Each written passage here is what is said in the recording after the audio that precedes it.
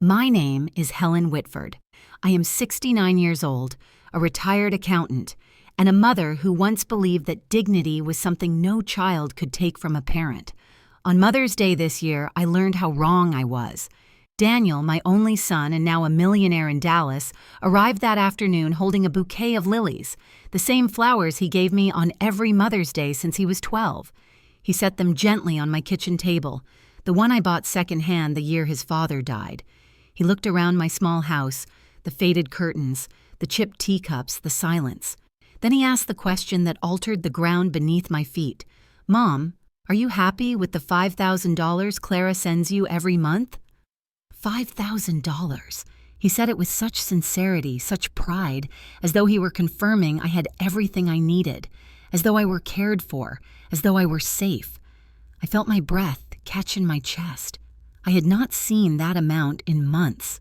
I had been living off the church pantry, surviving on donated soup and day-old bread, but I did not let my hands tremble. I simply folded the napkin beside my plate and answered softly, "Son, these days, the church is keeping me alive." The air between us shifted. For the first time in years, Daniel truly looked at me. His smile flickered just slightly, but he said nothing. And that was the exact moment she walked in. Clara, my daughter-in-law, graceful, polished, elegant, silk dress the color of champagne, perfume so thick it swallowed the quiet scent of my chamomile tea. She entered as if the house belonged to her, heels tapping against my worn wooden floor, eyes warm but distant. She placed a gift box on the table. "Happy Mother's Day, Mom," she said, letting her voice drip with sweetness.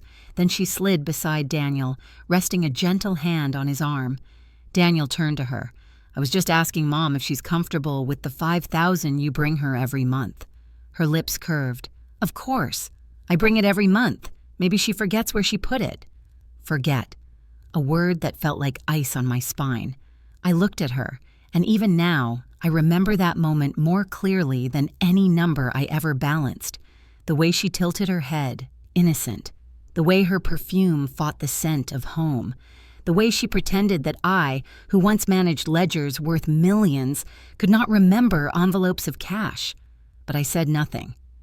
I reached for my tea, though it had already gone cold. I let their lie float in the room, unchallenged. Silence, I've learned, is not weakness. Sometimes it is a warning. Daniel stood and walked through the house, admiring framed photos he hadn't glanced at in years. Him at age 6, holding a papier-mâché trophy. Him at 18 in his graduation robe. Him on his wedding day, smiling beside the very woman who now stole from both of us. Clara sat across from me. She picked a bit of lint from her dress and said quietly, just loud enough for me to hear, "You should organize your things better, Mother. It can be hard to remember at your age." I smiled, not with warmth, but with knowledge. Once I lied to Daniel, too. When he was 17, he crashed his father's car and begged me not to tell. I paid for the repairs with money I had saved for winter heating. I never told his father. I protected him. That was love. But this was something else. This was deceit wearing silk gloves. When they rose to leave, Daniel hugged me. "I'll check the statements, Mom. Maybe something's wrong at the bank." Clara only kissed the air near my cheek. After the door closed and silence settled, I remained seated. The lilies stared at me from the table, their petals pale and open like small, unblinking eyes. I reached into the drawer beside me and pulled out my brown leather notebook, the one I had once used to track expenses, the one I now used to track something far more treacherous. I turned to a blank page and wrote carefully, "May 12th, Mother's Day. Daniel believes I receive $5,000 a month. I do not. Clara lies. Begin recording." I closed the notebook. I poured the cold tea down the sink. I washed each cup, each plate with steady hands. They think I forgot, but I remember everything. I was not always a woman who lived in silence. There was a time when my name was spoken daily in my own home. "Ask Mom, she'll know," my husband used to say. "Mom keeps everything in order," Daniel would add proudly, as if I were the spine that held our house together. I was 24 when I became a wife, 26 when I became a mother, and 42 when I became the only accountant trusted by 3 small manufacturing companies on the edge of Dallas. Back then, I believed that precision was the purest expression of love. Numbers didn't lie. They didn't make excuses. They didn't pretend. I used to rise before dawn, slipping quietly into the kitchen so I wouldn't wake my husband, Mark. I would brew coffee strong enough to keep me alert until noon, then dress Daniel for school, packing his lunch with the same care I used in balancing columns of figures. There was comfort in routine, satisfaction in order. In those years, I thought peace came from control. Mark was different. He was a dreamer, a mechanic with oil beneath his nails and wild ideas in his eyes. He believed in luck. I believed in ledgers. Yet somehow, we survived on that simple division. I built the structure.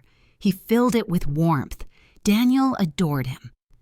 When Daniel was 10, he followed his father around the garage, watching as Mark sanded wood for a birdhouse. "Dad, why does Mom always write things down?" Daniel asked. Mark smiled without lifting his eyes. "Your mother writes things down so we never forget what matters." I never heard that conversation, but I saw it later, etched in how Daniel trusted me with everything. People assume motherhood is made of lullabies and birthdays, candles. It is also made of late bills, missing receipts, and the quiet fear that you might fail the very people you live for. I handled every insurance form, every mortgage payment, every overdue notice. Whatever Mark forgot, I remembered. Whatever Daniel needed, I supplied. I once believed that if I kept everything balanced, nothing could fall apart. I was wrong. It was a winter morning when everything began to crack. Mark collapsed in our kitchen, coffee mug still in his hand. The doctors said it was his heart. Sudden, irreversible. Daniel was 20, away at university, when I made the call that splintered his youth in a single sentence. "Son, your father is gone." In the weeks that followed, the house filled with people, neighbors with casseroles, men from Mark's garage, women I barely knew bringing flowers.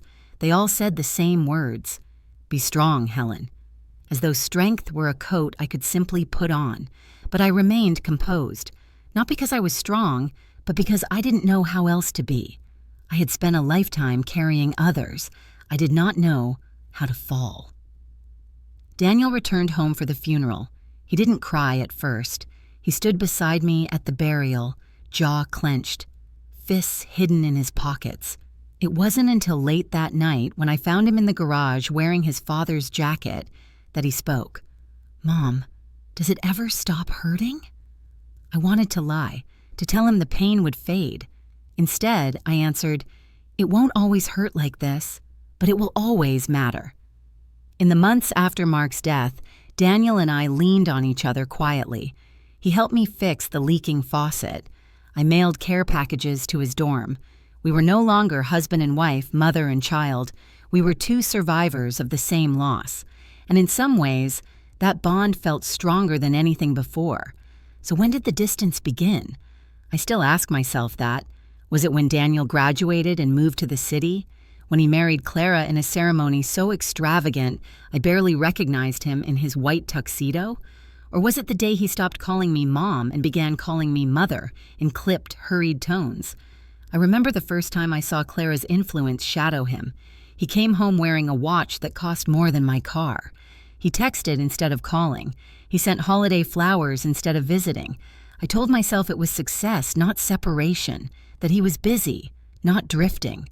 Mothers lie to themselves more than anyone realizes. I still kept my routines.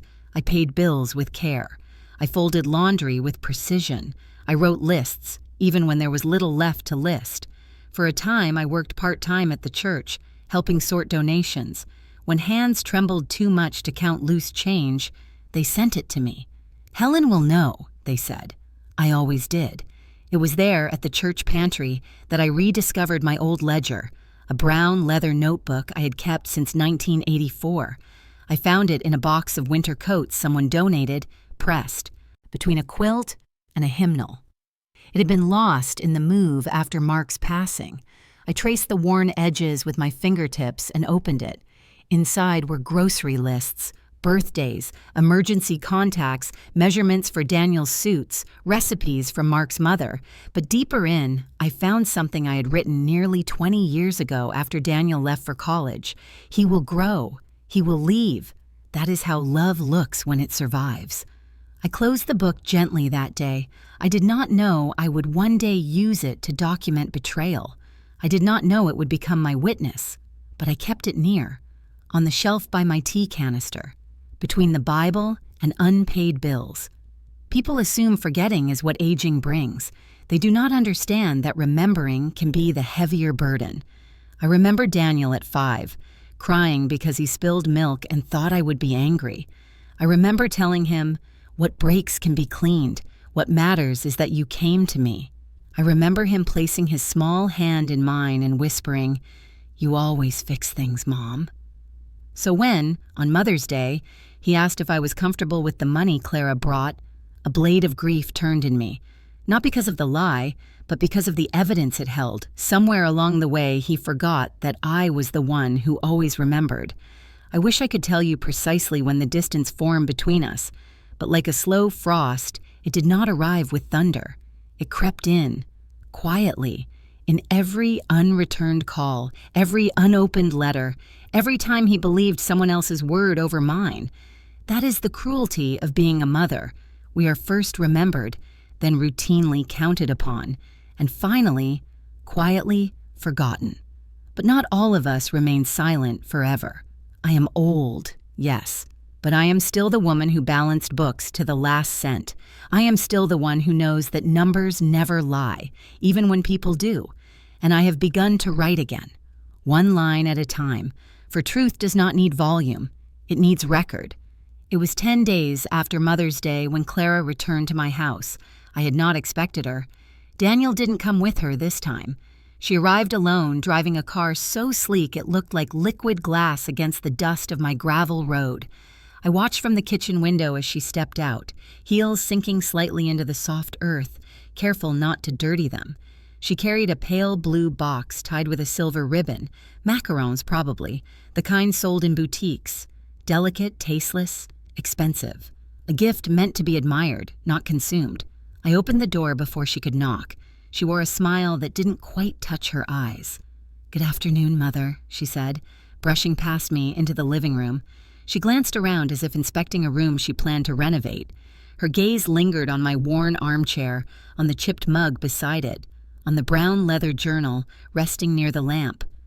"I brought you something sweet," she added, placing the box on the table. "A treat for you. You should indulge more." I thanked her politely, though I had no appetite for confections or false kindness. I poured tea, chamomile, as always, and she sat across from me, crossing her legs with practiced elegance. For a time she spoke lightly of weather, of dinners she had attended, of new drapes she ordered for the home she shared with my son. I listened, hands wrapped carefully around the warm teacup. The clock ticked steadily behind her, each second precise and indifferent. Then, casually, as if repeating an errand completed, she said the words that marked the first boundary she crossed without shame.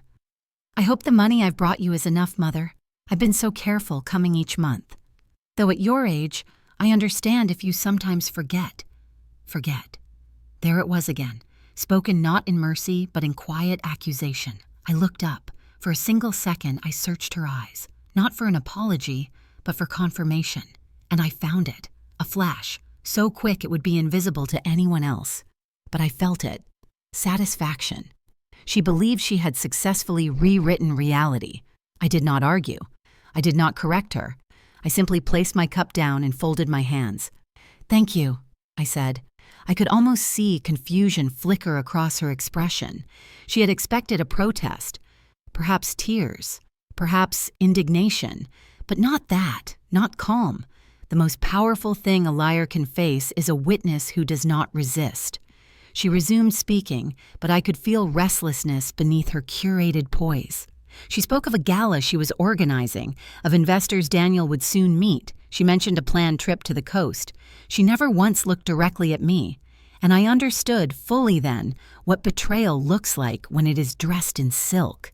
She left after 20 minutes, leaving the box of confections behind. When her car disappeared beyond the curve in the road, I did not open it. I placed it aside, untouched. I washed the teacups in warm water. I dried each plate with deliberate care. Then I walked to my writing desk and pulled the brown leather ledger toward me. I opened a fresh page. I wrote, May 22nd, Clara visited, brought macarons, spoke of money I never received, suggested forgetfulness, eyes avoided mine, first deliberate lie. I paused, then added, she thinks I am fading. I will record everything. I closed the book gently. I was not angry. Anger is loud, impulsive, consuming. I felt something colder, something more stable. Calculation. That evening, as the sky settled into shades of violet, I stepped onto the front porch. Mabel Grant, my neighbor of nearly 2 decades, was tending to her rose bushes across the fence. She was a tall woman, broad-shouldered, with salt gray hair she wore in a braid down her back. A widow like me, though fiercer in manner. She glanced up. Someone fancy was here, she said, wiping soil from her gloves. Clara, I answered. Mabel sniffed. She walks like she owns the ground. I didn't respond. She studied me silently, then leaned her forearms on the fence. Did she look you in the eye? Mabel asked quietly. I turned to her. Why do you ask? Mabel's mouth tightened. People who lie with intent rarely make eye contact. They need your belief, but not your scrutiny. I held her gaze for a long moment.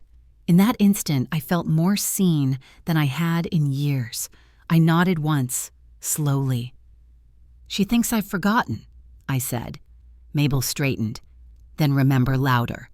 She didn't know about the ledger, about the numbers I was beginning to gather like stones, but she understood one truth that mattered. Silence can be sharper than speech. That night, I returned to my chair. I opened the macaron box for the first time. Inside, pastel colors arranged perfectly, but on the lid, a note was taped. For your sweet days, Clara. It was a threat disguised as kindness, a statement, you will accept my narrative, you will swallow my lie. I removed the card, closed the box, and placed it in the trash. The ledger remained on my side table beneath my reading glasses. I sat beside it, hands folded, and closed my eyes. Some mothers chase their children with pleas. I once believed I might be that kind of mother, but there is a different breed, one who watches, measures, waits. I am not a soft woman. I am a precise one. My grief is quiet, my strength quieter still. This was only the first lie Clara dared to speak. There would be more, and I would not forget a single one. Doubting Clara was easy.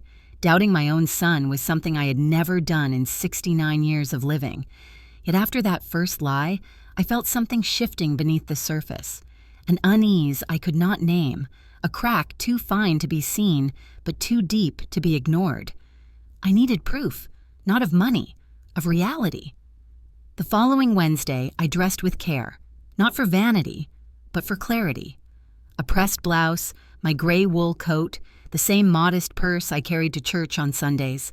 I walked to First Trinity Bank, the one where Daniel had opened my savings account years before, the one where I still kept the emergency fund Mark and I built during leaner times. The lobby was cool, lit by pale winter sun. Polished tile floors echoed soft footsteps. I approached the counter where a young teller stood, a boy no older than 25 with sandy hair and nervous eyes. I recognized him faintly. Michael. He used to mow lawns in our neighborhood as a teenager. He had once brought me a broken pocket watch and asked if I could fix the clasp. I remembered. "Good morning, Mrs. Whitford," he said, smiling politely. "How can I help you today?" I placed my bank book on the counter. I'd like to review all incoming transfers to my account for the past 8 months. Personal transfers. From my son, Daniel Whitford. His expression didn't change. He pulled up the records on his screen. I waited, my hands folded, calm and still. I could read silence. I knew its language, as the seconds passed, I saw his posture change. First, confidence, then uncertain. Then I was uneasy. He glanced up. "Just to confirm," he said carefully, "you're expecting recurring transfers?" "Yes," I replied, "$5,000 each month." He turned back to the screen. Then he stopped pretending. He exhaled softly, and I saw it in his eyes. Pity, not a shock. Pity. He looked down and spoke gently. "Mrs. Whitford? There have been no transfers. Not from Mr. Whitford. Not from anyone.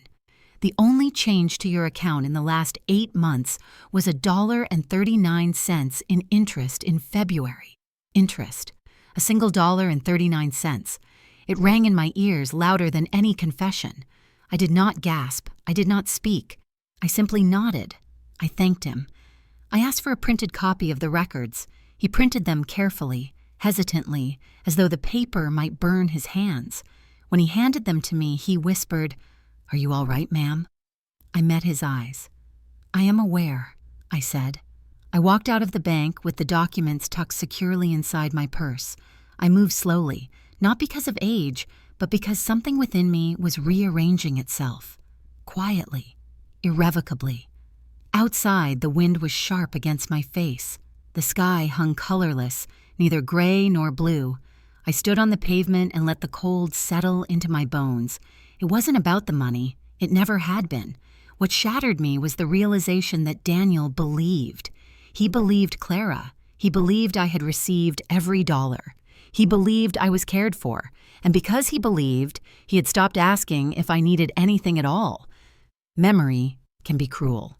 As I stood there, holding proof of absence in my hands, another memory rose unbidden, one I had kept locked away for nearly 2 decades. Daniel was 19 the night he stumbled into our kitchen, pale and panicked. He had borrowed money from a roommate for a business idea. It had failed.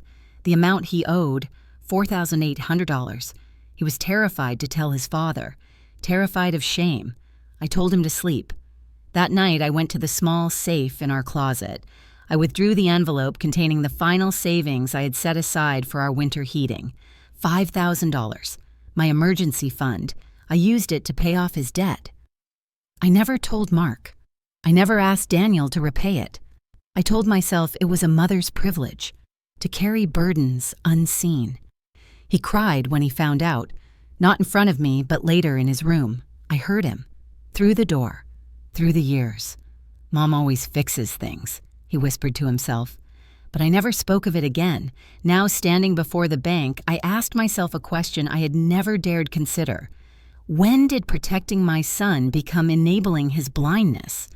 I walked home without stopping, each step deliberate, each breath measured. In my purse, the bank record rustled like dry leaves, facts on paper, dates untouched, empty columns where his care should have been. Back in my kitchen, I laid the papers flat on the table. I read them slowly. I traced each line with my fingertip. $1.39. Proof of nothing. Proof of everything. I reached for my ledger. June 2nd. Visited bank. Confirmed no transfers. Daniel believes I received funds. Clara perpetuates lies. Betrayal confirmed. I hesitated.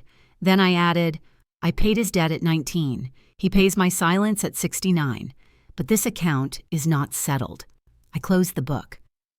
People believe confrontation is the first step toward justice. They are wrong. Observation comes first. Evidence. Precision. I was an accountant before I was a wife, before I was a mother. I know how to trace patterns. I know how to balance losses. But this would be the most complex reconciliation I had ever undertaken. Not finances, of truth. I did not weep that night. I sat in my armchair with tea gone cold and listened to the ticking of the wall clock. Time did not comfort me. It audited me. I realized something then. I had never feared being forgotten. I feared being rewritten. Clara wanted me labeled forgetful. Daniel wanted me labeled protected. Neither saw me as what I remained, a woman who still remembered every number, every debt, every promise. I would not confront them. Not yet. Truth spoken too early is often dismissed as hysteria. Truth must mature, like figures in a ledger, ready to speak for themselves.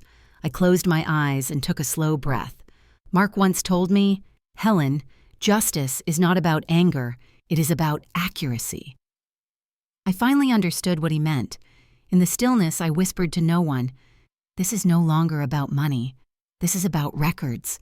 And I began to wait, not as a mother, but as a witness. Clara returned 8 days after I visited the bank. She did not know what I now knew. She believed her lie still lived, breathing comfortably in the silence I had granted it. Perhaps she mistook that silence for frailty, or politeness, or surrender. Liars rarely understand restraint.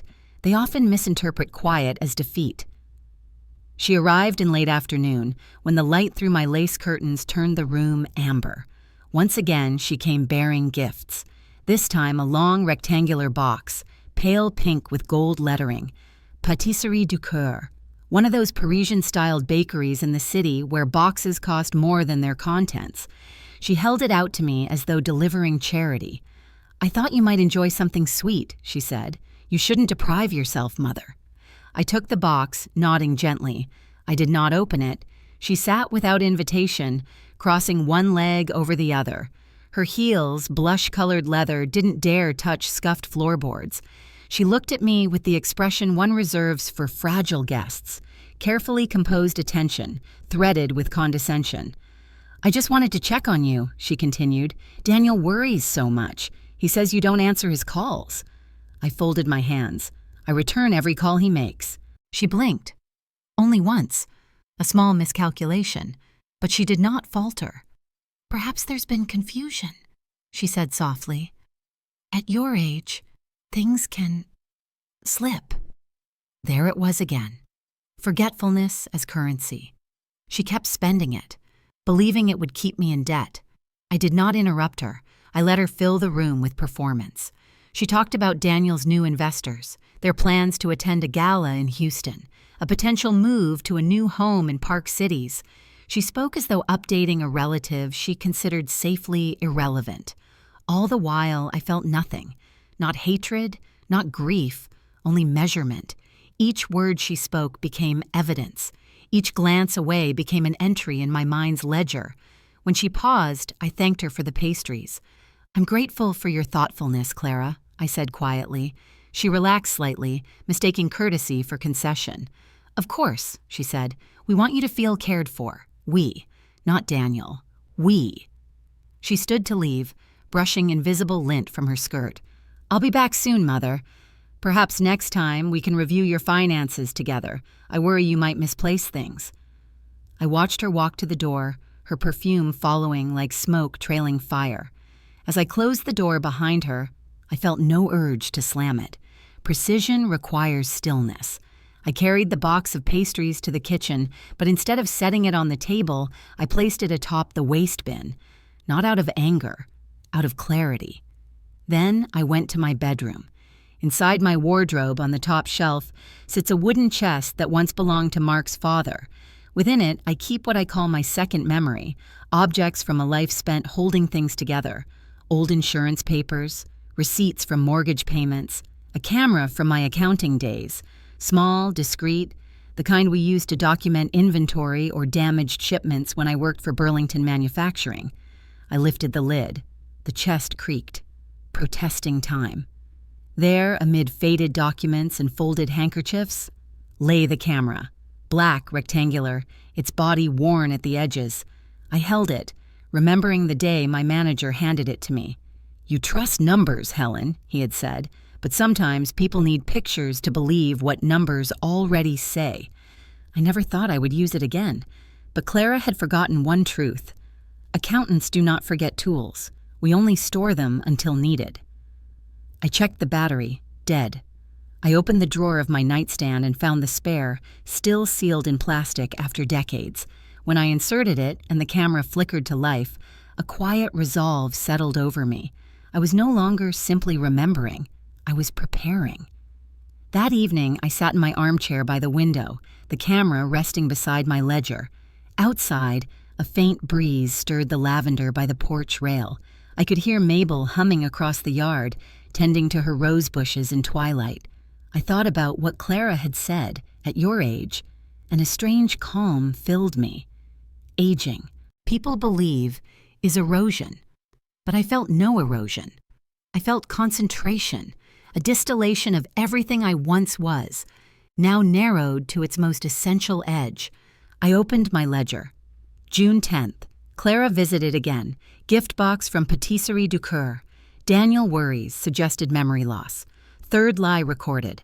I underlined the third lie. The first had been on Mother's Day, the second during her second visit. And now this, I added, lies travel faster than truth, but truth waits. It waits until lies run out of road. The house was quiet. The tea on my table had gone cold again, but I did not refill it. Instead, I sat with memory. When did love become blind?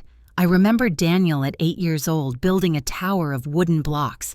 Each time it fell, he rebuilt it, muttering, "It's just practice, Mom." I remembered Mark laughing, telling him, "Don't worry, son. Your mother never lets anything fall too long." Nobody warns mothers. If you always catch what falls, one day those you saved will forget the ground exists. I do not despise Daniel. I despise what he does not see. That night, I checked the locks. I set the camera on my bedside table. I touched my ledger before turning off the lamp. I whispered a promise, not vengeance, not confrontation. A promise of arithmetic. I will not shout. I will not beg. I will balance every entry. They believe I am waiting for charity. What I am waiting for is accuracy. Lies, like faulty equations, eventually collapse under their own imbalance. And I will be there when that collapse arrives, not to curse, to confirm. I had believed up to that point that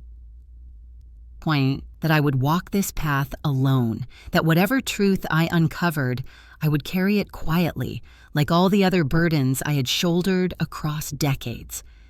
Mothers are accustomed to solitude.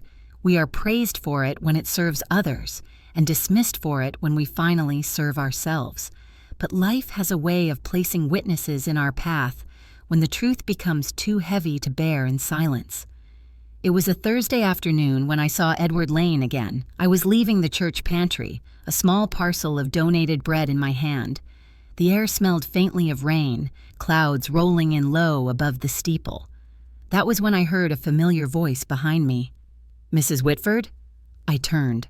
A tall man approached, silver hair brushed back, suit worn at the elbows. I recognized him at once, though it had been years. Edward Lane, Daniel's former business advisor. A man I had only met twice, both at company gatherings. He had once shaken my hand and said, "Your son is brilliant, ma'am. Brilliant, but headstrong." He looked at me now, his expression a mixture of surprise and concern. "I hope you remember me," he said. "I do," I replied. "Edward Lane." He exhaled with relief. "I was visiting Father O'Connor about some legal work. I didn't expect to see you here." "I volunteer," I said, "on Thursdays." He nodded slowly. "I spoke with Daniel last week. He mentioned you seemed distant." He hesitated. "He said Clara has been taking care of you." Those words settled heavily between us. I did not respond. Some silences are louder than truth. Edward watched me for a moment, his eyes, calculated, discerning, softened. "I apologize if this is forward," he said quietly, "but I've worked with finances all my life, Mrs. Whitford, and I've seen situations where money doesn't reach where people think it does." Something in my chest tightened. He did not know, but he suspected. "Why are you telling me this?" I asked calmly. He lowered his voice. "Because I once warned Daniel to be careful. Not with investments, with trust. I told him that love is the easiest place to hide theft." I looked at him steadily. "And what did he say?" "He told me, 'Edward, you worry too much. Clara is family.'" Edward sighed, the kind of sigh that carries disappointment, not judgment. "I didn't press further," he said. "It wasn't my place. But when I saw you just now, I couldn't shake the feeling that something was wrong." I considered him, this man who owed me nothing, offering me something I had not received in months, acknowledgement. But I could not speak freely. A mother's instinct is not to expose her child's shame, even when she is the one living inside it. So I guarded Daniel still, "Whatever is happening," I said carefully, "I will handle it." He studied me. "You remind me of someone I once knew," he said at last. "A woman who thought dignity meant séances." He reached into his coat and pulled out a business card. "If you ever need anything verified, anything at all, you can call me. I won't ask questions." I took the card. My fingers did not tremble. "Thank you, Mr. Lane." But he did not leave. "Not yet. I'll say one last thing," he murmured. "When money goes missing, it leaves two kinds of traces: paper and behavior. Paper is easy to hide. Behavior is not." With that, he nodded and walked away, coat catching briefly in the wind. That night, his words lingered. Love is the easiest place to hide theft. I sat at my desk, ledger open, the card he gave me resting on the page like a marker. Outside, rain began to fall, soft at first, then steadily against the windows. I listened. For years, I had defended Daniel to everyone. I defended him to neighbors who said he had grown distant. I defended him to women at church who wondered why he rarely visited. I even defended him to myself, repeating the same phrase 1,000 times. He is busy. He is building a life. But there, in the hush of that rain, I confronted a thought I had avoided with every ounce of motherly instinct. What if my son had abandoned me? Not out of neglect, but out of trust. Trust placed in someone who used it against both of us? It was easier to believe Clara's theft than Daniel's indifference. It hurt more to imagine his blindness than her greed. I turned to a blank page. June 18th. Met Edward Lane. Suspect's financial misdirection. Warned Daniel once. Offer assistance. Then I added, I must protect Daniel's name, but I will not protect his ignorance. For the first time, I acknowledged the distinction. The next morning, I opened the trunk beneath my bed. Inside it, among old ledgers and tax files, were Daniel's financial documents. He had once entrusted them to me in his early business years, when he feared bankruptcy more than failure. I sifted through them slowly, searching not for answers but patterns. Clara's name appeared only occasionally, but her handwriting was everywhere. Smooth, controlled, perfect. Forgery does not always require imitation. Sometimes it only requires access. I traced a signature, H. Whitford, supposedly mine. I had never written it. A chill moved through me, calm and razor sharp. There would be more. I closed the files, placed them back carefully, and locked the trunk. I was not ready to act. Not yet. Numbers must be complete before conclusions can be drawn. Before sunset, I stepped onto the porch. Mabel was clipping wilted blossoms from her roses. She glanced at me. "Storm coming?" "In more ways than one," I replied.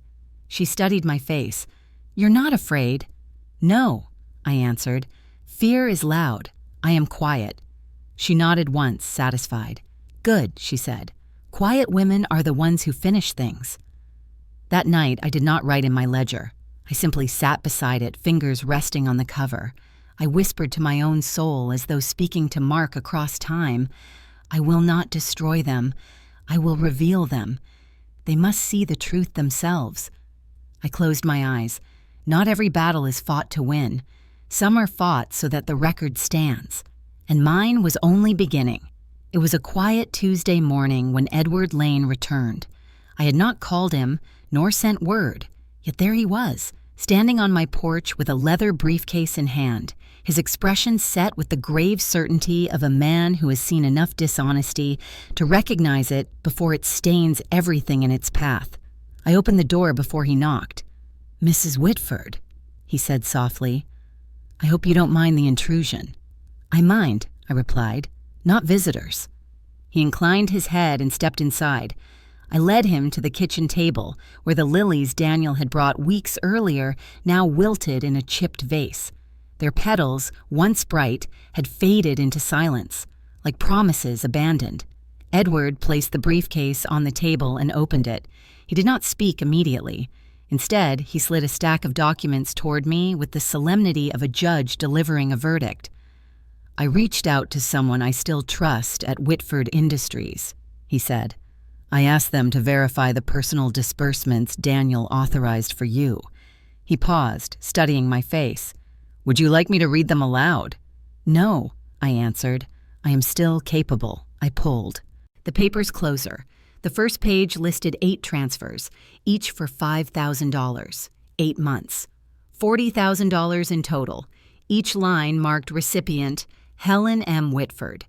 Each timestamp fell precisely on the 15th of the month, except none of them had ever touched my account. I turned to the next page. A different document. Form B2126, signed authorization for the creation of a secondary account under my name, except the signature at the bottom, H. Whitford, was not mine. Edward spoke quietly. Whoever forged that signature had access to your identification. They must have scanned or reproduced it. I did not answer. I simply moved on to the next set of pages. Credit card statement. Corporate account. Cardholder, Clara A. Whitford. Charges, La Mer Spa and Retreat, $1,260, Maison Delacroix, jewelry, $4,800, Houston Grand Hotel. Premier Suite, $3,400, Mercedes-Benz lease deposit, $15,000. Each date corresponded within days to the transfers Daniel believed he had sent to me. I rested my hand flat over the papers. For a moment, neither of us spoke. It was Edward who broke the silence. I warned him once, he murmured. Daniel. I told him love can blind good men. He laughed and said Clara would never betray family.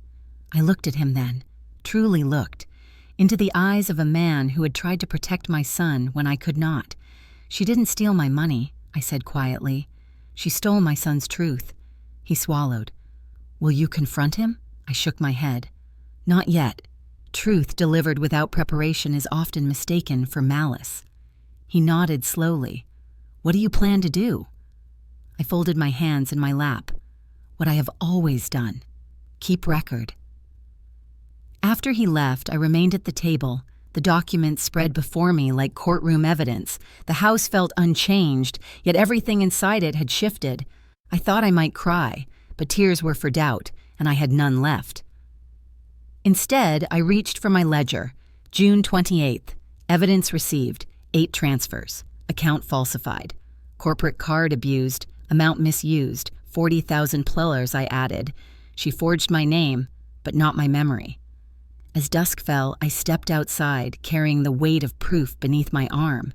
The air was thick with the scent of cut grass and distant rain. Mabel stood in her yard, watering her roses. Without speaking, she looked at the folder in my hands. Her eyes sharpened. You found it, she said. I did. And? It is worse than I imagined, I answered, but cleaner. Lies leave tidy trails. She set down her watering can. What will you do? I will not shout. I will not shame him. That is not justice. Then what is? Record, I said. When the time comes, I will show Daniel. I will let the numbers speak. She nodded slowly. Be careful, she warned. People protect illusions, even at the cost of those who love them. I know. She hesitated, then asked, Do you still love him? Yes, I said simply. That is why I must show him. Love that protects lies is not love. It is complicated. That night, I placed the documents inside the drawer beneath my ledger. I locked it, not to hide it, but to preserve it. Before I retired, I stood by the window, watching the sky drift into darkness. I remembered Daniel at 17, shoulders slumped in shame, asking me, Mom, will you ever stop believing in me? And I remembered my answer. I will stop believing only when truth stops existing. I believed him then. I still believe him. But belief does not require blindness. I did not sleep easily. Betrayal, once confirmed, does not wound. It clarifies. It burns away illusions until only steel remains. Some might ask why I do not rage. But rage is loud, and I need quiet. Quiet like an arrow before release. Quiet like a gavel before judgment. Quiet like a heart that has stopped expecting comfort and started demanding truth. I am not seeking revenge. Revenge is small.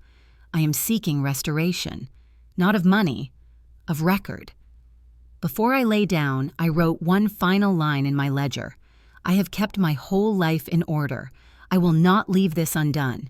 There is a moment in every calculation when emotion must step aside and precision must lead. That moment had come for me. I did not plan a confrontation. I planned a setting, not a courtroom, not a quarrel, a dinner, a table where truth could take its rightful place, between mother, son, and the woman who believed she had rewritten my memory. I chose Sunday, the day Daniel once saved for home. When he was a boy, Sundays meant pajamas until noon, the smell of cinnamon rolls, and long afternoons building wooden forts with his father. He had forgotten all that, but I had not. On Friday morning, I walked to the market. I bought the ingredients I knew by heart: thyme, potatoes, a whole chicken, apples for pie. The young cashier asked if I was expecting guests. "Yes," I said. "I'm expecting Clarity." She smiled politely, unaware. On Sunday, I began cooking before sunrise. I seasoned the chicken with rosemary and lemon, the way Daniel liked when he turned 12 and decided he was too grown for ketchup. I mashed the potatoes with extra butter, the way Mark used to do after long shifts in the garage. I set the table with my best china, white porcelain with faded blue trim, wedding gifts from a time when I believed vows could withstand erosion. Every detail was intentional, not to impress, to remember. In the center of the table, I placed a plain manila folder. I did not open it. I did not label it, but its presence was undeniable, like an unspoken witness waiting to speak. At precisely 6 o'clock, I heard the car. Daniel entered first, bouquet in hand, lilies again, faithful habit. Clara followed, dressed in pale ivory, pearls at her throat. They looked immaculate, like a photograph uncracked by time. "Mother," Daniel said warmly, kissing my cheek, "it smells incredible here." "It smells like childhood," Clara added lightly. "How lovely." I smiled. "Please sit. Dinner is ready." They took their seats, Daniel at the right as always. Clara is opposite me. I poured wine into their glasses, water into mine. We began with small talk. Clara spoke of an upcoming gala. Daniel mentioned a new partnership. I nodded, listening, my heartbeat steady, my face serene. Not once did their eyes drift to the folder between us. Perhaps they thought it was a recipe or a letter. Perhaps they did not see it at all. That, too, was telling. When the plates were nearly empty and glasses half full, I spoke, not with accusation, but with memory. "Do you remember," I said to Daniel, "when you were 10 and your father burned the dinner rolls?" He laughed gently. "He nearly set the oven on fire." "And you cried," I said, "because you thought you wouldn't get dessert." His smile softened. "You told me, 'We can burn bread, but not patience.' I never forgot that." I nodded. "No, you didn't forget then." Silence followed, not uncomfortable, expectant.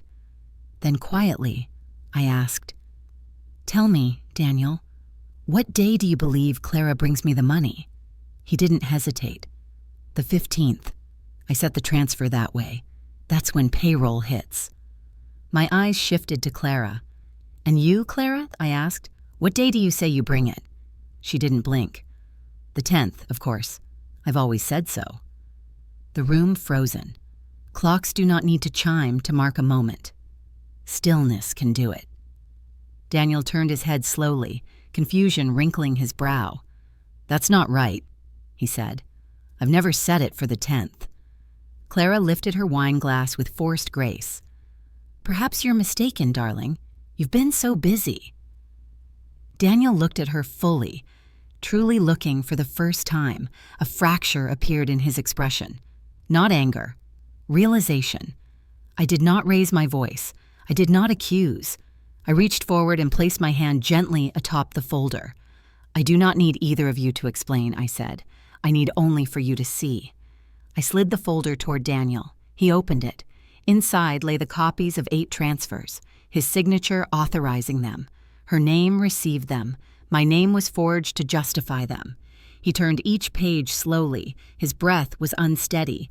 Clara's face remained poised, but her fingers tightened around her glass.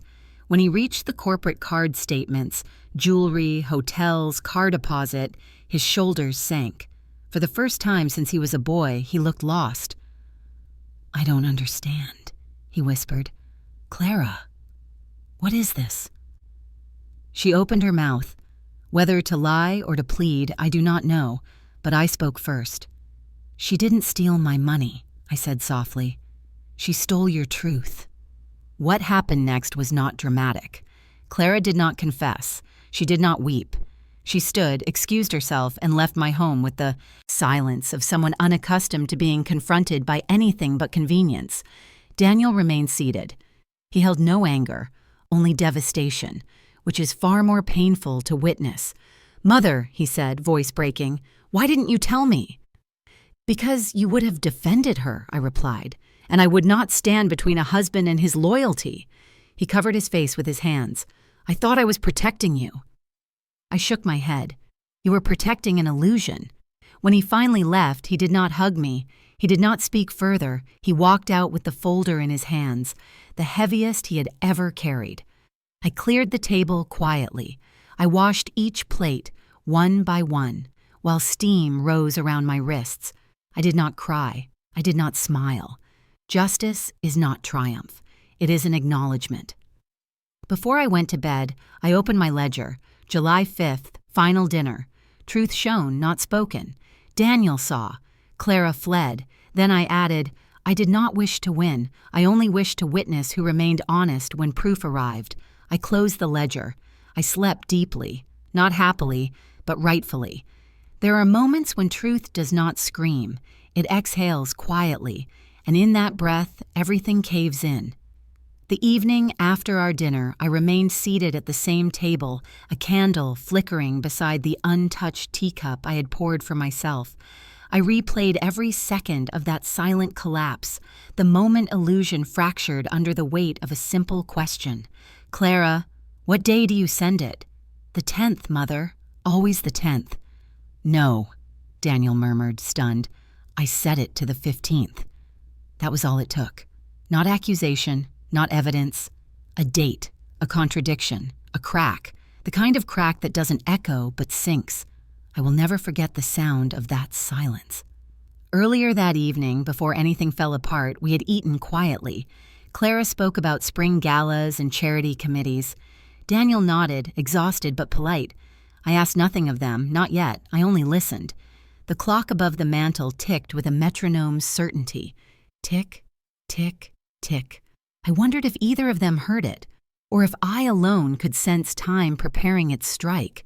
When Daniel reached for his glass of wine, I asked, "Clara, my dear, what day do you usually bring the money?"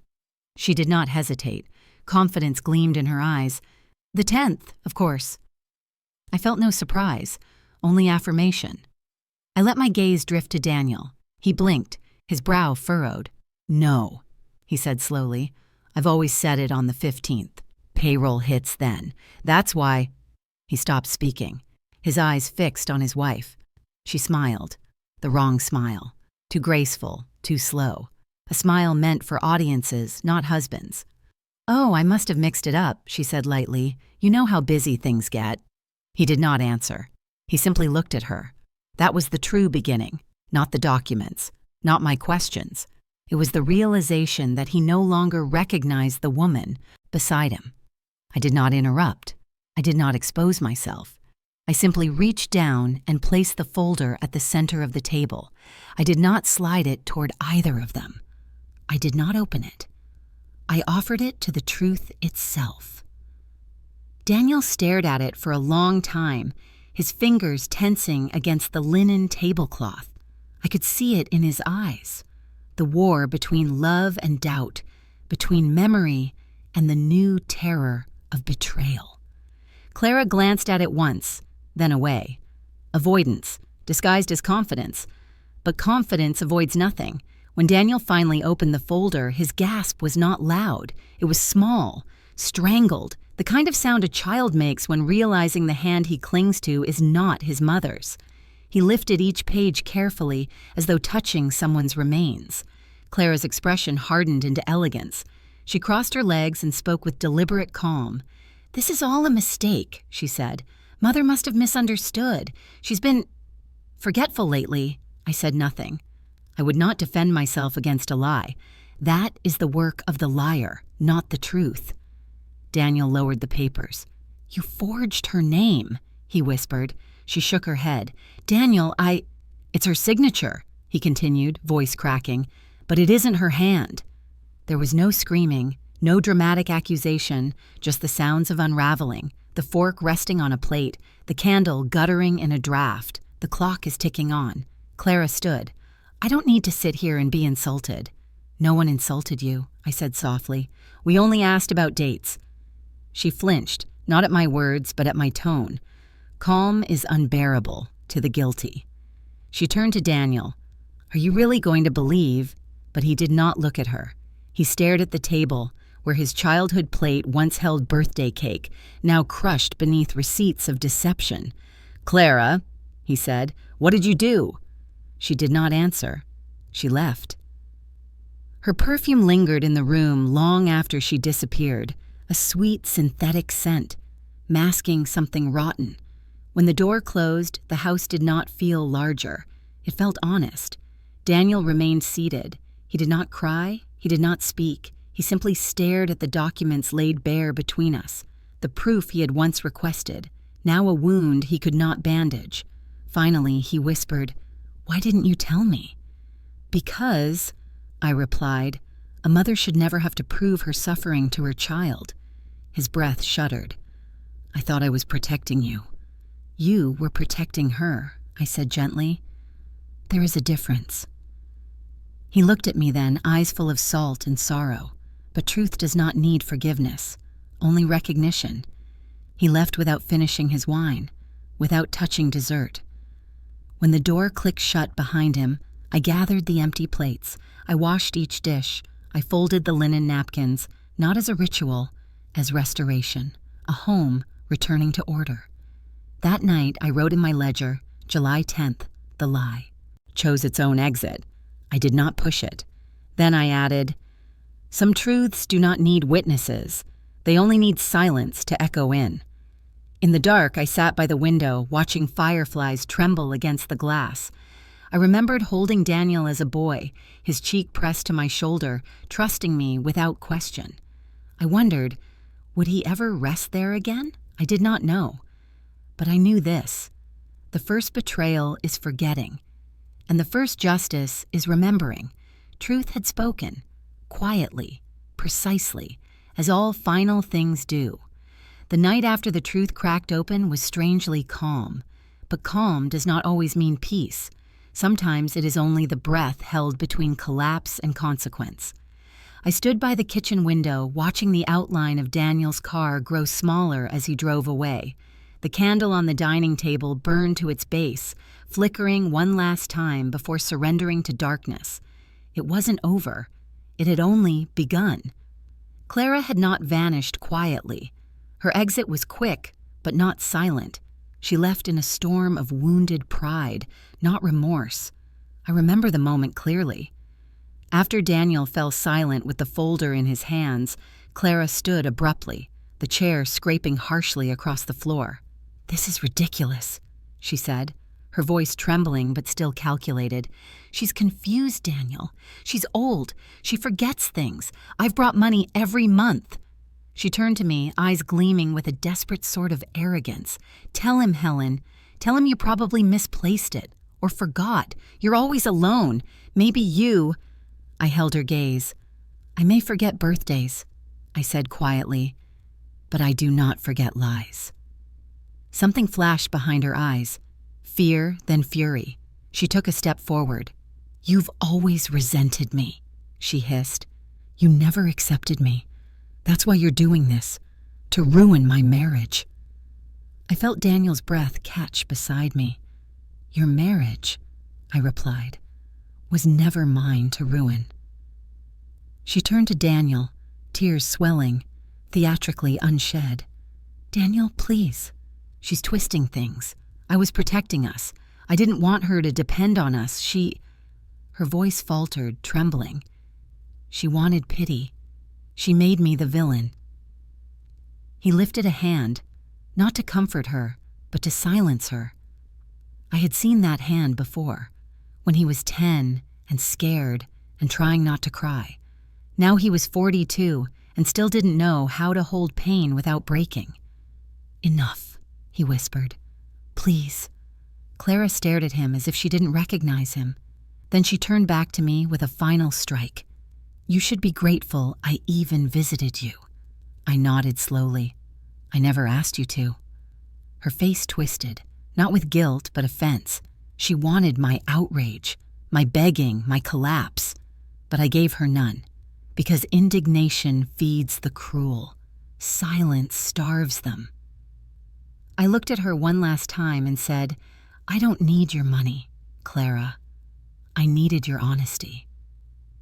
She flinched, not at the words, but at their simplicity, because simple truths are the sharpest knives. Then, without apology, she gathered her coat, lifted her chin, and walked out of my house. Not once did she look back. Daniel remained standing. For a moment, he stared at the door she had closed. Then he lowered his head into his hands. His shoulders shook, not with tears, but with the violent quiet of realization. A collapse no one sees from the outside, but one that destroys everything inside. He tried to speak. Nothing came out. I stepped closer, wanting to touch his arm, but I stopped myself. Wounds still open must not be touched, even by mothers. "Daniel," I said softly, "some truths arrive late, but they still arrive." He nodded, barely. "I need time," he muttered. "I know." He looked at me then, eyes raw. "Did you ever doubt me?" I shook my head. "No, only feared you might never doubt her." His eyes closed. When he finally left, he did not kiss my cheek as he usually did. He simply walked out with the quiet of a man who no longer knew which part of his life was real. I watched his car disappear into the night.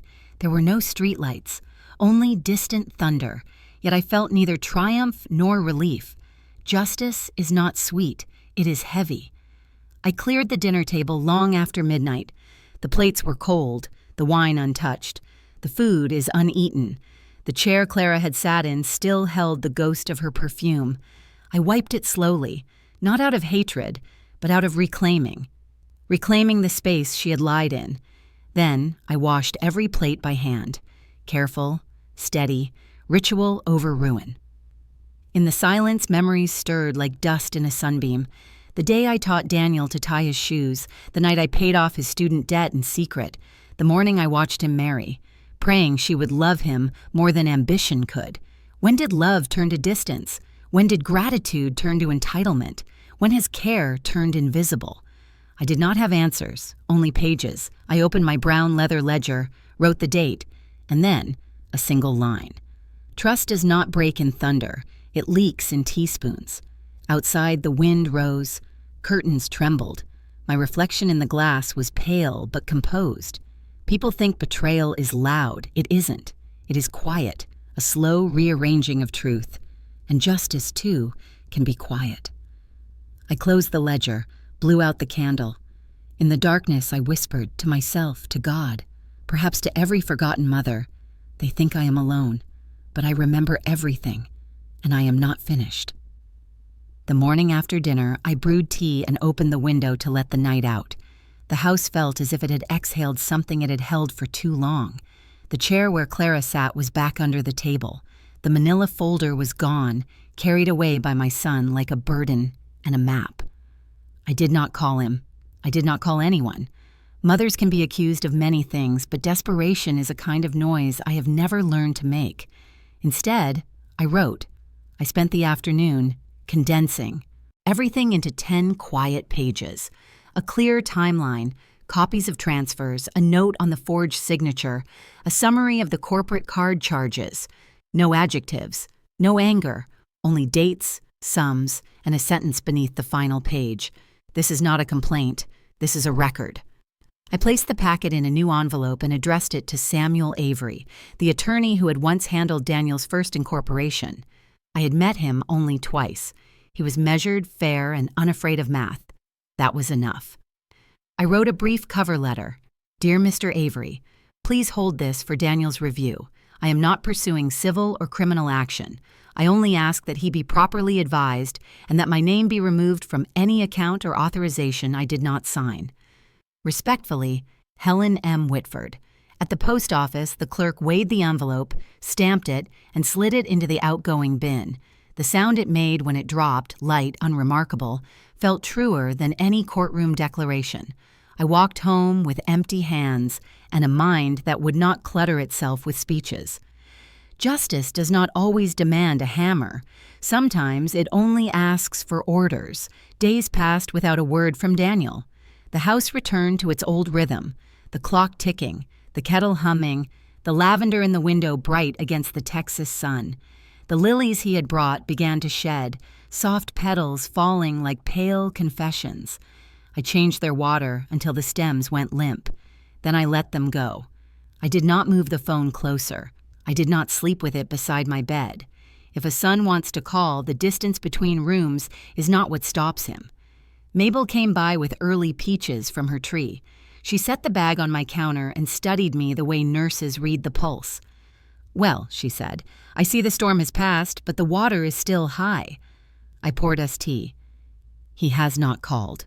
She lifted a shoulder. "He is choosing which face to keep, the one he wore beside her, or the one he wears with you. Do you think he is angry with me?" "I think he is angry with the mirror," she said, "and you were the one brave enough to hold it steady." She sipped, then leaned on the table, eyes kind and unsparing. "You were right, Helen, but being right is not always appreciated." I nodded. The truth landed gently, the way heavy truths prefer to land. After Mabel left, the house lengthened. Afternoon turned to evening in measured shades. I folded laundry, counted out pills for the week, and placed the brown leather ledger back on the shelf beside the Bible. The ledger was heavier these days, not with paper, but with the way it had changed the air inside my home. It had turned memory into evidence and love into responsibility. On Sunday, I sat in the back pew at church. The choir sang an old hymn Mark loved. The melody walked across my chest like a careful foot. Father O'Connor paused after the readings and spoke of mercy. He said mercy is not forgetting the wrong. It is refusing to let the wrong define the future. I held that line in my hand for a long time, turning it over the way I turn a receipt to make sure the numbers align. Monday arrived with heat and cicadas. I weeded the small patch of garden by the porch and found a sprig of lavender that had bent under its own new bloom. I staked it gently, then washed my hands at the kitchen sink. When I looked up, I caught my reflection in the window. Older than last spring, steadier than last week. I did not sue Clara. I did not file a report. I did not ask the court to take from her what she had taken from us. Perhaps I should have. Perhaps some who hear this will say I failed other women by keeping the thunder low. But thunder is not the only weather that changes a field. Sometimes the quiet rain does the lasting work. I did one more thing. I wrote to the bank, attaching copies of my driver's license and signature card from years ago, and requested formal confirmation that any account bearing my name must require my physical presence and notarized consent. I mailed a copy to Mr. Avery. I kept one for the ledger. I placed the letter on top of the stack with a paper clip, the way my hands have always asked me to trust them. 2 weeks passed, no word, then 3. I learned the sounds of waiting all over again. The morning mail flap, the evening hush, the hollow creak of the hallway when I rose at 2 a.m. for water. Nothing in those sounds was cruel. They were not punishing me. They were reminding me where I lived, in a house with a history of endurance. Sometimes I sat on the porch swing at dusk and listened to neighborhood dogs announcing the moon. Mabel would water her roses and glance my way. She never called out, never intruded on a silence that was doing its work. She would simply raise 2 fingers from the handle of the watering can, a small salute between soldiers. Once I caught myself reaching for my phone to ask Daniel whether he was eating well. I set the phone down and wrote instead. August 1st. I sent the summary to his attorney. I will not chase my son. Love does not chase. It waits where it can be found. That night, I woke from a dream where Mark stood in the garage wiping grease from his hands. He looked at me and said, You did not fail him. You corrected the books. I woke with my palms open, as if I had been carrying something heavy and had finally placed it on a shelf. The next morning, a letter arrived on thick paper with Samuel Avery's name embossed in blue. I opened it at the sink, water still running over my fingers like a small river. Mrs. Whitford, I confirm receipt of your summary and enclosures. I have reviewed the materials and advised Daniel accordingly. Measures are in motion to remove your name from all unauthorized accounts and to secure restitution. Your choice not to proceed formally is respected. He understands your request. No adjectives, no apology, only action. It was enough. I sat at the table and placed the letter beneath the ledger's cover. The brown leather warmed under my hands. For once, I did not write a single line. Some entries are meant to live wordless. Days later, as I clipped the last dry blooms from the lavender, Mabel came to the fence with a slice of peach pie on a plate still warm from her oven. She passed it to me and held on for 1 second longer than necessary. "You are the calmest storm I have ever met," she said. "I am too old to waste wind," I answered. She smiled. "Then keep saving it. When he comes back, he will need to hear only 2 sentences." "Which 2?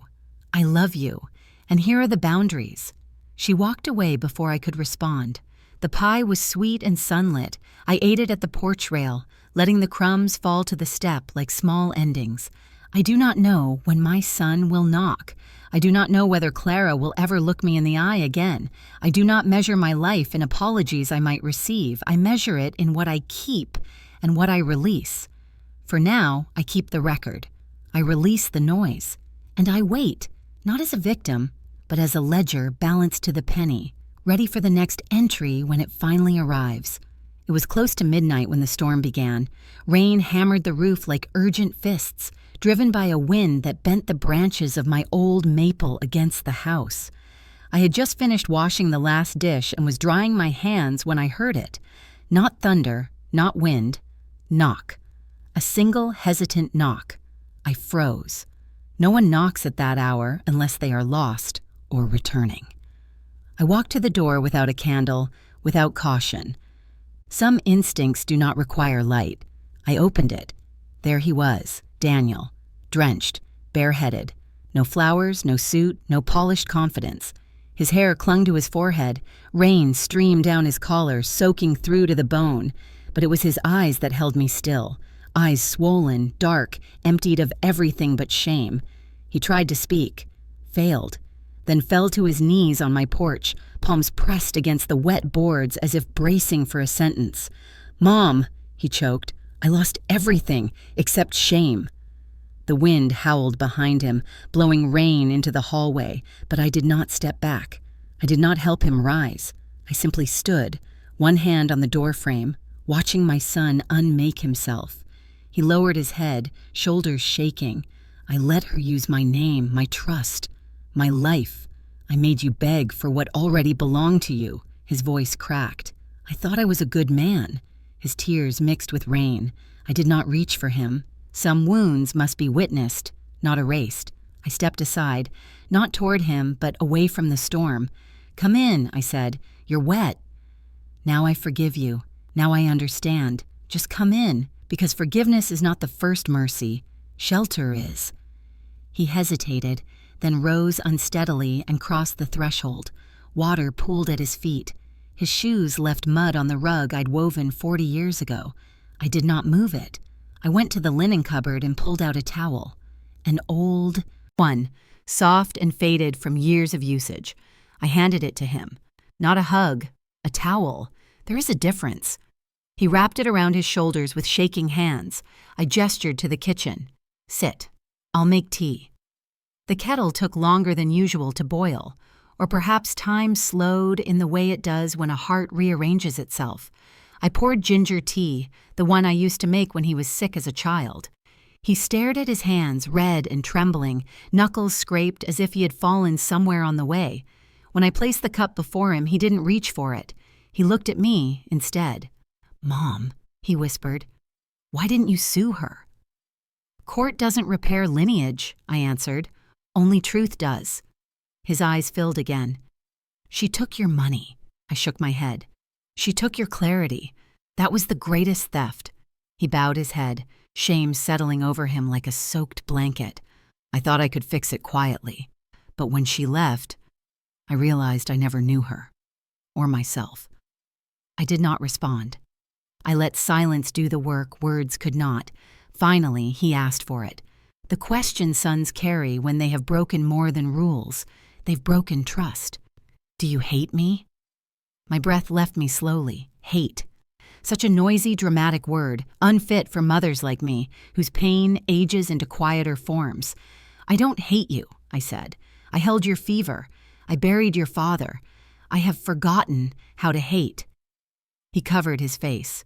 A small sound escaped him, something between grief and confession. But I can't forgive you yet, I added. His hands fell away, pain, but also understanding. Forgiveness is not a blanket, it is a boundary. Rain battered the windows like 1,000 urgent truths. I rose, fetched the mop, and began drying the floor where his footsteps had drenched the wood. He watched me. Let me help, he said, rising. No, I replied. Some messes must be cleaned by the one who made them, but not tonight. He sank back down, shoulders defeated. I finished mopping and hung the cloth by the sink. Then I pulled out a chair and sat across from him. Not beside. Across. The distance was deliberate. For a long while we sat with only the storm speaking. Lightning flickered, washing his face in pale, terrible honesty. Then, softly, he spoke. She's gone. She emptied the last account. I took the car. Vanished. I reported it only to stop further damage. Not for revenge. Just to stop the bleeding. Good, I said. He looked startled. Good? Good that you finally chose the truth over appearances. He stared at his cup. I don't know how to live now. You will, I replied. When the noise leaves, the work begins. Perhaps he expected consolation. Perhaps he hoped for absolution.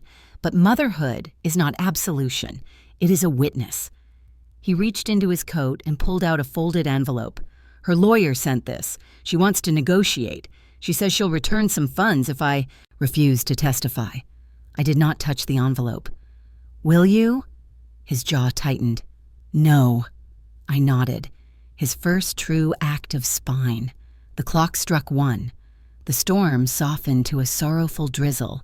I stood. You'll take the guest room. I'll bring you dry clothes. He looked at me then, like the boy he once was, the one who fell from his bike and begged me not to tell his father. Mom, he whispered, will you ever be proud of me again? I paused at the doorway. I never stopped, I said, but now I am waiting to respect you again. His breath broke. Before I left the room, I added, rest. Tomorrow you begin, not fixing me, fixing yourself. He nodded, tears unhidden. That night I lay awake, not mourning, not angry, just aware. Aware that love can return without permission. That regret can knock on a mother's door dripping and barefoot. That opening the door is not surrender. It is witness. I heard him move down the hallway, pause outside my door, then walk on. He did not knock. Good. I am not a saint. I am not a martyr. I am simply a woman who refuses to let her last chapter be written in someone else's ink. In the hush after the storm, I whispered to the night, he came back, not for mercy, but for a mirror. And this time, I will not look away. Dawn was soft when it finally came. After the night Daniel returned, the house did not feel full again, but it no longer echoed. He stayed quietly in the guest room for 3 days. We spoke little. We occupied silence together like 2 patients in the same ward, recovering from different wounds. He cooked once, burning the toast and overbrewing the coffee. I noticed, but I did not correct him. Healing does not flourish under instruction. It needs space to grow its own spine. On the 4th morning, he found me sitting at the kitchen table, ledger open, pen in hand. Mom, he said, I want to help. Not with money. With work. I met his eyes. They no longer searched for rescue. They searched for redemption. What work? He hesitated only briefly. The kind you began. The kind that protects people like you. And so I told him. For months before he returned, I had sketched plans in the margins of my ledger, not for revenge, for rebuilding, a foundation to support older adults who had been defrauded or financially exploited by those they trusted, family, caregivers, partners, those whose pain did not bleed but bankrupted. I called it Safe Hands. "Why that name?" Daniel asked. "Because," I said, "money is not always stolen from vaults. Sometimes it is stolen from hands that once held love. I want those hands to feel safe again." He nodded. "I'd like to be part of that." I studied him, searching for vanity, guilt, saviorhood. I saw none, only earnest grief shaping itself into service. "All right," I said, "we begin small."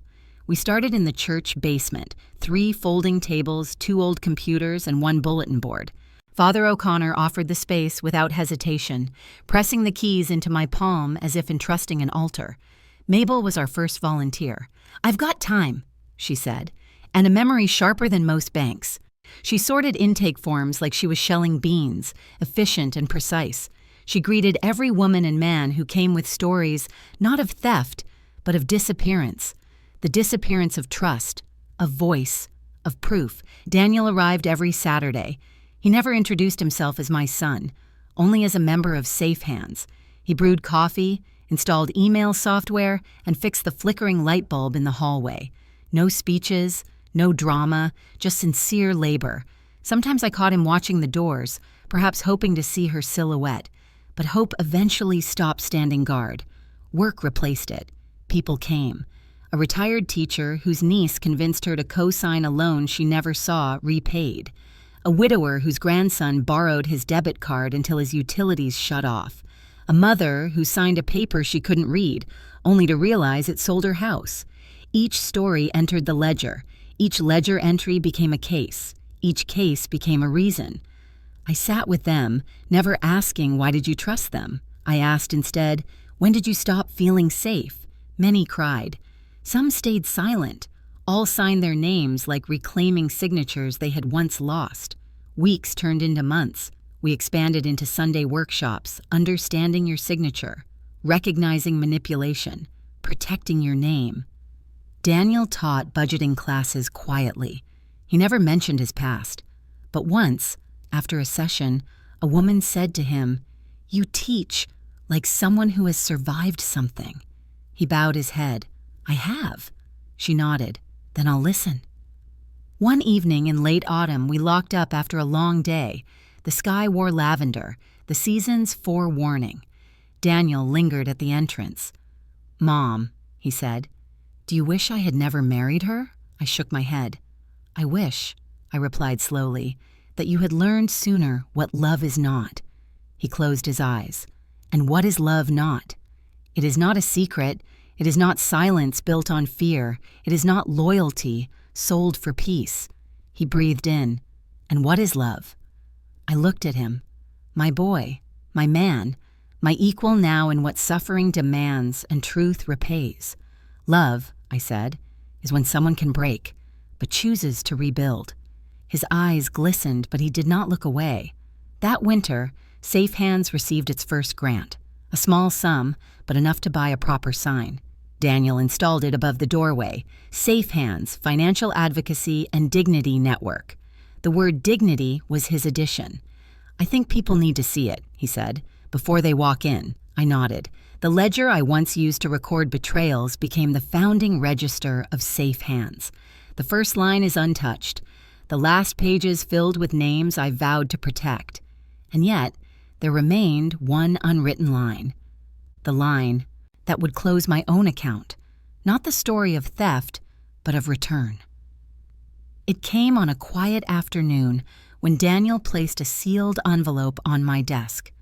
"I sold the last property we shared," he said.